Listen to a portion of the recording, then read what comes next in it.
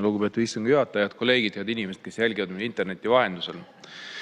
No tuletaks meelde, et millega siis praegune ja eelmine riigivalitsus, kus olid ka sotsiaaldemokraadid pundis, hakkama said.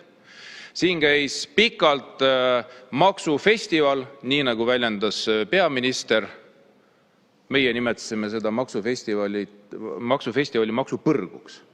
Ja see, mis tegelikult peale nende maksude rakendamist ja erinevad teenuste hinnatõuse nii riigi tasandil, kus riik ise pakub teenust, kui ka need mõjud, mis väljendusid erasektorisse, siis tegelikult on ju läks põrgu lahti.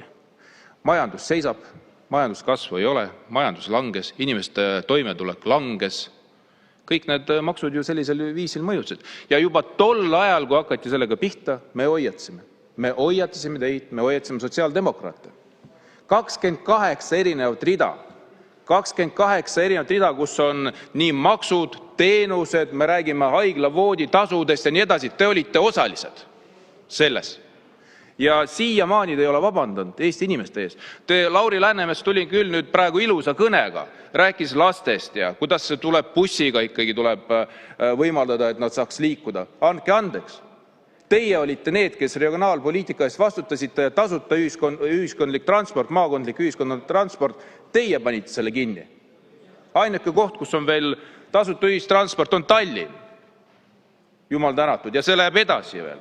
Ehk siis tegelikult, sõbrad, paluge lihtsalt vabandust. Öelge, et kas te olite lummatud Reformierakonna aurast, ei saanud aru, mida te teete ja allusite nende ideoloogiale, või siis te olite lihtsalt nendega koos Eesti 200 pundis, kuna need ministritoolid olid niivõrd magusad.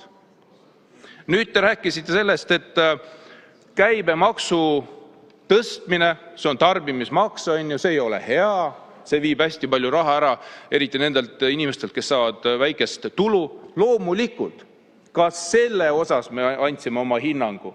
Ka vaatamata meie hoiatustele, teie tõstsite käibemaksu määra. Ja nüüd te tulete rääkima, et kui halb see kõik oli. No andke andeks. Nüüd, mis puudutab seda eelnõud, loomulikult, see on mingil määral vigade parandus, ehk siis need maksud, mis ei ole veel rakendatud, tehakse lihtsalt paberimajandus korda. Ja see on tegelikult praegu õige suund. Seepärast kõik need maksud, mis te olete juba tõstud, see on avaldanud mõju, mitte positiivset mõju. Ja kui need maksud, mis on siin kirjeldatud, oleks ka rakendatud, siis oleks see olukord veelgi läinud hullemaks. Aitäh!